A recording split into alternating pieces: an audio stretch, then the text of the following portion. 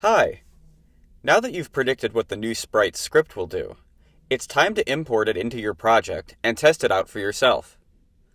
I've got my 2D game project open here, and I've already downloaded and unzipped the two new scripts from the CodeHS editor. I'm going to take those two scripts and drag them into my scripts folder in the project window. Next, I'm going to remove any existing script components from my square sprite so we can start from a clean slate.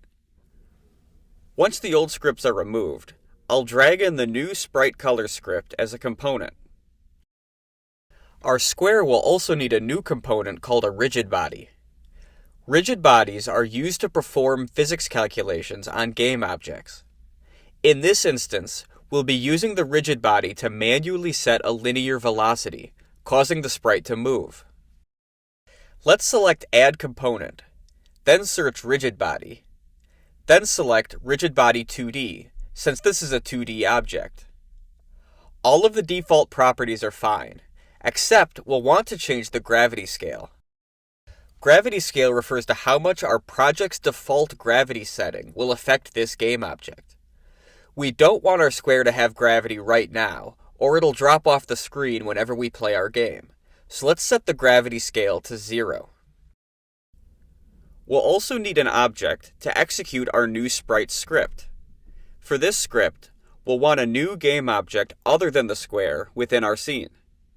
This game object will only be for executing code though, so we won't want it to appear visually in our scene.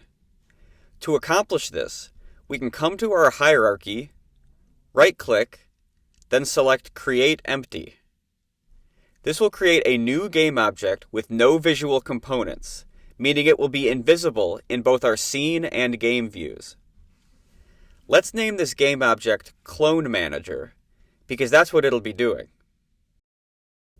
Let's reset its position back to 0 in the inspector, and then drag in the new sprite script as a component. Once the script is attached to our Clone Manager, we'll need to set the reference to our square sprite.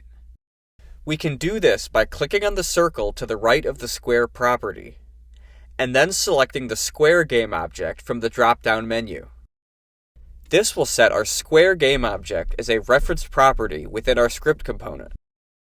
Now that we have our square sprite and our new Clone Manager game object in our scene, and they have the appropriate scripts applied to each of them as components, it's time to test out the scripts. But I'll leave that for you to investigate on your own. Now it's your turn to import these scripts into your Unity project and see if your prediction was correct. Good luck!